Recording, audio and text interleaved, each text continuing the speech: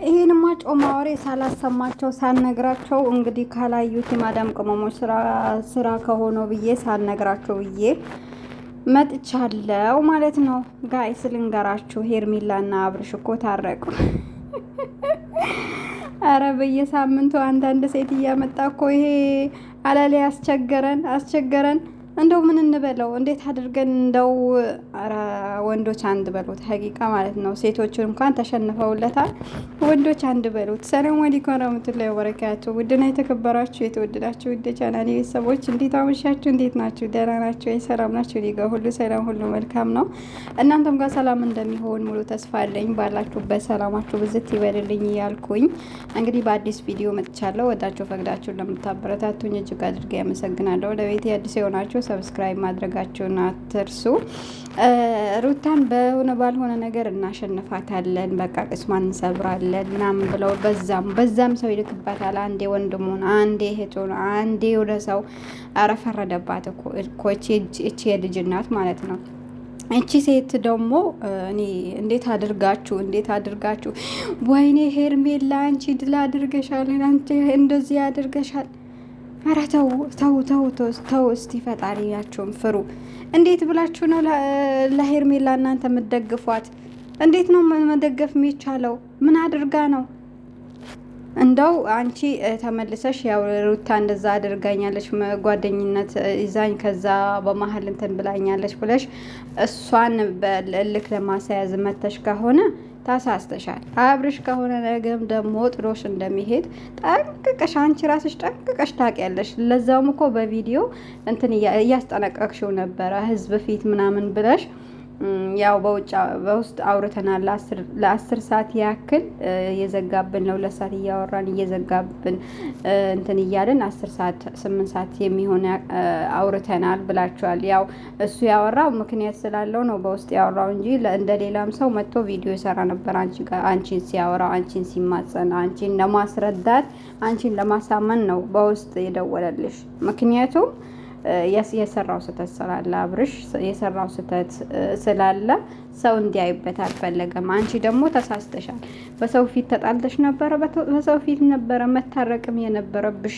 አልፈልግህም፣ በቃ ካሁን በኋላ እኔም ከአንተ ህይወት ወጥቻለሁን፣ አንተም ደግሞ ከኔ ህይወት ወጣ ብለሽ ሄደሽ ነበረ። ሩታን ለማስቀናት ደግሞ ተመልሰሽ መጥተሻል። ተመልሰሽ የመጣሽበት መንገድ ደግሞ በጣም የሚደብር ነው። ነገም መጥተሽ ማልቀስሽ ስለማይቀር ነው እኔ የምነግርሽ። ታለቅሻለሽ፣ እንደገና ደግሞ ጥሎሽም ይሄዳል። ይሄን አስረግጬ እነግርሻለሁ። ይሄን ደግሞ ተቀበይ። አይ ለጊዜው በቃ ጊዜ ማሳለፊያ እንደዚህ ምናምን ብለሽ ከሆነ በጊዜሽ እየተጫወትሽ በሴትነትሽ እየተጫወትሽ ትቀጥያለሽ።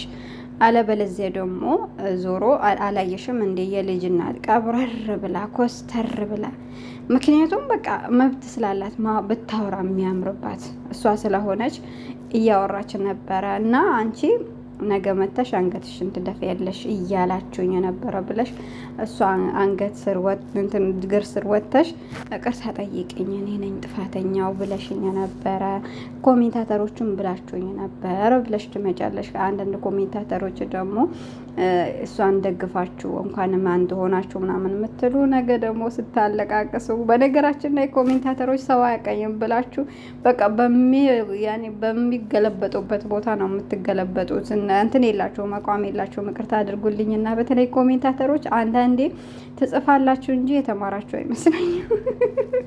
ልንገራችሁ ብዬ ነው። አንዳንድ ጅሎችን በቃ እንደው ከቤታችሁ ተነስታችሁ ምንም የትም ሳትሄዱ አረብ ሀገር አምጥተው ቁጭ ያደረጋችሁ ሰው ያለ ይመስለኛል ሳስበው ማለት ነው። ዞር ብላችሁ ሌሎች ቪዲዮዎች ሶሻል ሚዲያዎችም እዩ፣ የሆነ አንዳንድ ነገሮች ትምህርት የሚሰጡበት ቦታዎች ሄዱ ዞር ብላችሁ እና ከዛ በኋላ የምትጽፉት ኮሜንት ራሱ የተስተካከለ ይሆናል። እና እኔ አልደግፍም ሄርሜላና አብርሽን መቼም አልደግፋቸውም። ምክንያቱም የልጅ እናቱ ስላለች ሀቋ ስላለ ያለ እንትን አልጨረስንም ብላለች። አልጨረስንም ያለችበት ወረቀታቸውን አልቀደዱም። ስለዚህ ሚስቱ ናት።